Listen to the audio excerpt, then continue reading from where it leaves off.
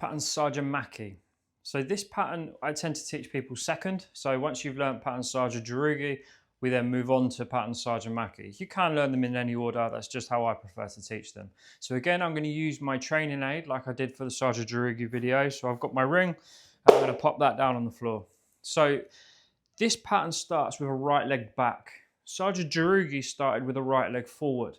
So a really useful way to remember that is that if you were going to attack someone, you tend to move towards them. So that's how I remember Saja would start with a forward movement because you're starting with an attack. Saja Makgi is a defensive movement first. So we're going to take our right leg back and we're going to do a low section knife hand block. That's defensive. Typically, if I was going to be defending myself, I would be moving backwards. So that's how I remember this is right leg back first. So once we start the pattern, again, I recommend that you do the line work for the individual movements first.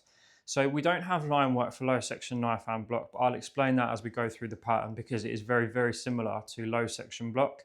And the other block that we're going to perform is a middle section in a forearm block. So I'm going to start in Chumbi. Now, when I step backwards, when I first teach this, I'm going to teach people to bring their right arm up in the air. Their left arm's going to come to the inside, and then I'm going to step back and block. Now, if you're a higher grade watching this, you will know that that chamber isn't quite correct, and I'll explain why towards the end.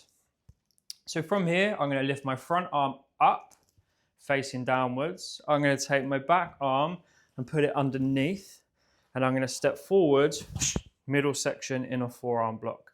So I'm looking for that fist to be in line with the shoulder. I've got a tight reaction arm here. So my foot movement now is going to be the same as it was when I did pattern Saja. So I'm going to come halfway in. I'm going to turn, so I'm fully facing this way. I'm going to get my chamber ready, and I'm going to block. I'll lift this arm up, both fists are down, and I'm going to pull across, one for the block here.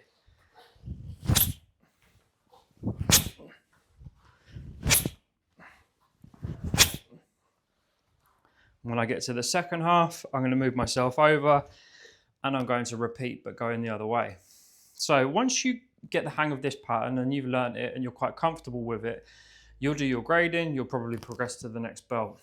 But when we revisit this a little bit later on, so what I'd be expecting for people who are like sort of green tag level, we'd want to be refining the pattern and making sure all the movements were correct. Now, when we do a low section knife hand block, it is slightly different to a low section block.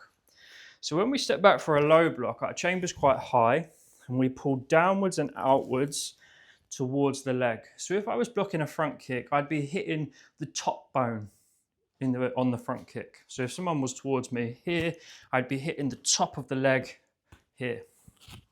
What's different about a low section knife hand block is we're actually striking the leg sideways. So that changes our chamber slightly. So once we've nailed it and we're a little bit further on, we're going to change our chamber a little bit.